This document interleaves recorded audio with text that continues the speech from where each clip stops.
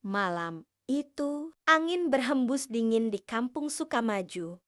Di belakang rumah tua, peninggalan kakeknya, Rani menemukan sebuah sumur tua yang tertutup papan rapuh dan dipenuhi lumut. Sudah lama ia mendengar cerita bahwa sumur itu pernah memakan nyawa seorang perempuan, tapi rasa penasaran mengalahkan rasa takutnya. Rani, jangan main ke belakang ya. Sudah kubilang, sumur itu angker, kata ibu dengan nada khawatir. Iya bu, cuma mau lihat sebentar, jawab Rani sambil menyalakan senter di ponselnya. Ketika Rani mendekat, papan penutup sumur bergoyang sendiri, berdecit pelan. Langkah kakinya menapaki tanah lembab. Semak-semak di sekitar sumur bergoyang perlahan, seperti ada sesuatu yang bersembunyi di baliknya. Siapa di sana? Tanya Rani sambil menyorotkan senter ke arah sumur. Tak ada jawaban, tapi dari dalam lubang hitam itu terdengar suara lirih. Tolong aku, dingin sekali di bawah sini. Rani mundur satu langkah. Siapa? Ada orang jatuh. Ia menunduk dan mencoba menyorot ke bawah. Namun yang terlihat hanya kegelapan pekat. Malam berikutnya, rasa penasaran Rani makin besar. Ia membawa teman-temannya, Dika dan Tari. Rani, ini ide gila. Kalau benar ada hantu, gimana? Tanya Dika gugup. Makanya kita buktikan, kata Rani. Mungkin cuma suara air atau hewan. Mereka membuka papan penutup. Bau amis menyengat, menyambar hidung. Tari menutup hidungnya. Ih, bau banget. Airnya masih ada. Kayak, iya, tapi kok hitam gitu ya? Jawab Rani. Rani menyorotkan cahaya ke dalam sumur dan tiba-tiba terpantul wajah seseorang di permukaan air. Tapi wajah itu bukan miliknya. Dik, Tari, kalian lihat nggak? Bisiknya pelan. Lihat? Apa? Tanya Dika sambil melongok. Wajah pucat dengan mata kosong muncul dari air. Perlahan menatap ke atas. Kembalikan gelangku. Tiga-tiganya menjerit bersamaan. Dika hampir menjatuhkan senternya. Keesokan harinya, Rani kembali sendiri. Ia menemukan sebuah gelang perak berlumur lumpur di dekat sumur. Apa ini? Gelang yang dimaksud, gumamnya. Tiba-tiba suara perempuan terdengar lagi. Kali ini lebih jelas dan dekat. Itu milikku. Jangan dibawa pergi.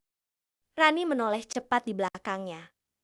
Berdiri sosok perempuan berambut panjang, basah kuyup, dengan wajah pucat dan mata hitam pekat. Bajunya seperti robek-robek, meneteskan air kotor. Siapa kamu? Rani bergetar. Aku yang mereka buang ke dalam sumur ini karena cemburu. Sosok itu perlahan mendekat, meninggalkan jejak air di tanah. Rani menjatuhkan gelang itu ke tanah, tapi tangan hantu itu menyentuh lengannya dingin seperti es. Terima kasih, sudah menemukannya. Sekarang temani aku. Di bawah, Rani berteriak keras, tapi suaranya seperti tenggelam ke dalam malam. Papan penutup sumur bergoyang hebat. Dan sejak malam itu, sumur tua itu kembali tenang. Namun kadang, warga masih mendengar suara. Perempuan memanggil pelan dari dalam. Rani, jangan tinggalkan aku sendiri. Beberapa minggu kemudian, warga menemukan senter dan gelang perak di dekat sumur. Tapi tubuh Rani tak pernah ditemukan. Sudah 3 minggu sejak Rani menghilang. Polisi sudah mencari, tapi hasilnya nihil. Hanya gelang perak dan senter patah yang ditemukan di dekat sumur itu. Namun Dika dan Tari tahu sesuatu yang jahat masih berdiam di sana. Malam itu Dika terbangun. Ponselnya bergetar. Pesan dari nomor tak dikenal. "Dik, tolong aku. Dingin. Di bawah sini." Dika membeku.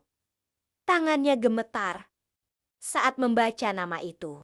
"Rani, nggak mungkin," gumamnya.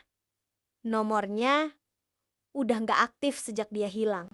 Ponselnya berdering. Telepon masuk. Nama pengirimnya Rani. Dika nekat mengangkat. "Dik, kenapa kamu tinggalkan aku?" Suara itu lirih, seperti datang dari dalam air. Dika membanting ponselnya dan langsung menutup wajahnya dengan selimut.